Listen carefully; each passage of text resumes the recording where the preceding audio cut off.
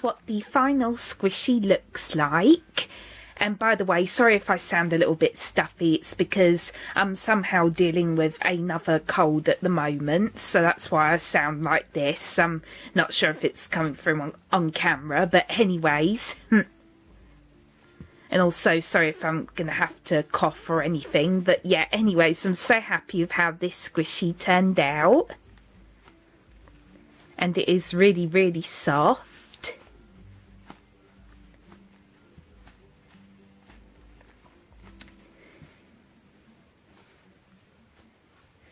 And again, you can make whatever kind of Pop-Tart you want. Again, I decided to do the strawberry milkshake one.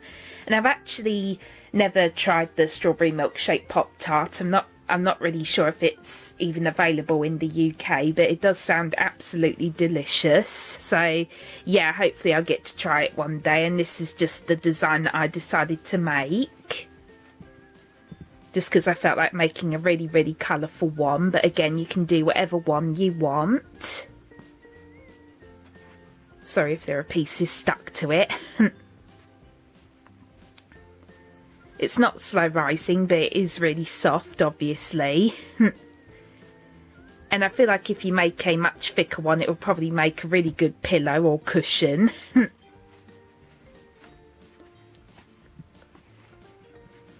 And also really like how the sprinkles turned out on it as well. Again, I think using foam sheets was a really good idea, and I decided to use foam sheets instead of felt for the sprinkles, just because I find it a lot easier cutting out thinner strips from this material instead of the felt.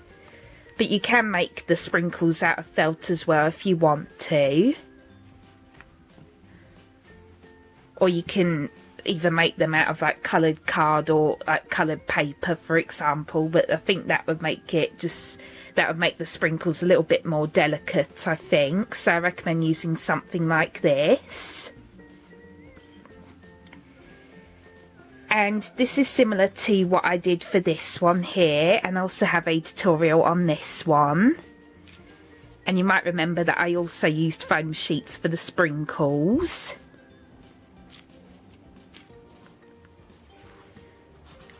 And also did the same thing for this one to make the Oreo cookie Pop-Tart. I'm pretty sure it was called, or it's called Cookie Crumble, I forget, sorry.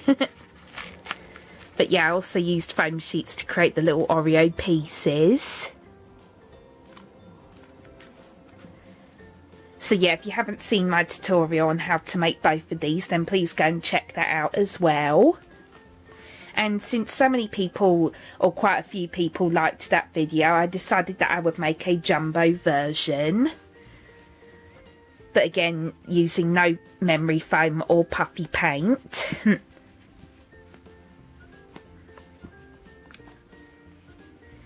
And also, if you don't have density foam, which is what I used, you can use, for example, you could probably use like 2 really big car sponges and then glue them together and then cut them into a rectangle shape. That would probably work well as well.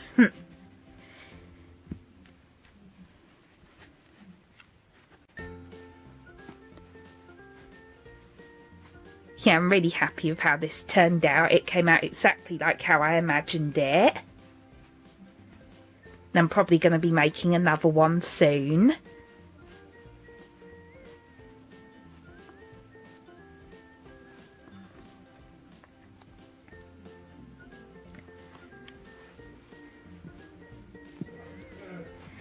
And yep, that is it for this tutorial. I really hope you enjoyed watching, and as always, please feel free to request any more squishy tutorials you would like me to do in the comments below. And I really hope you enjoyed this one, and thank you so much for watching. Bye bye.